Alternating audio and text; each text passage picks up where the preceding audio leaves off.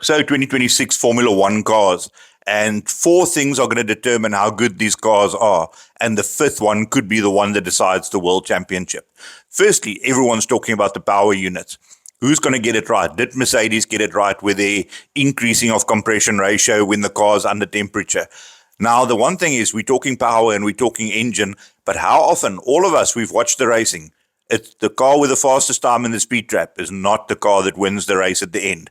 We need to be able to go around the circuit. Then the second one is, let's say you have that powerful power unit. Let's say they got it perfectly right. And you use your power and your electricity wears down quicker. And another team is down on power, but they manage to harvest their power back quicker.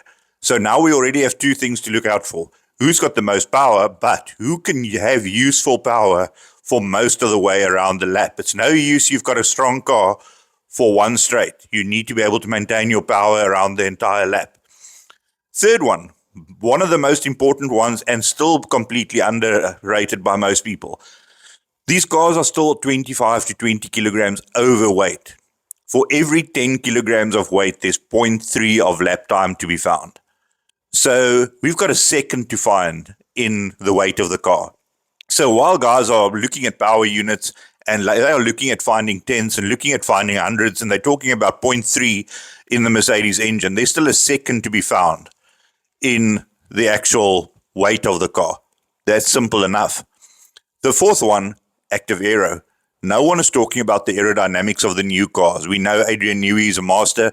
What will he deliver? What will he produce? And we now have cars with back and rear wings opening, completely different aerodynamics, car running higher, and aero will trump engine every single time we go racing. So we already have four. What's the fifth one? Drivers. We might be back to an era where the driver is going to determine this world championship. We've got a driver that now has to drive his car at the right moment, unleash his power, harvest at the right time, open and close his active aero at the right time, know when to have his wings open and go down the straights, know exactly when to close to go around corners. These drivers' senses are going to be completely overwhelmed when they're busy racing. So it's going to be an interesting season, and there's a lot of things. Let's not worry all about engine and power unit. Power unit very often loses to aerodynamics almost every time. We haven't seen the aero yet. We're going to see these cars running soon.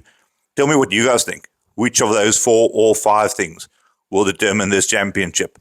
Subscribe if you guys like daily Formula One content. Cheers, guys.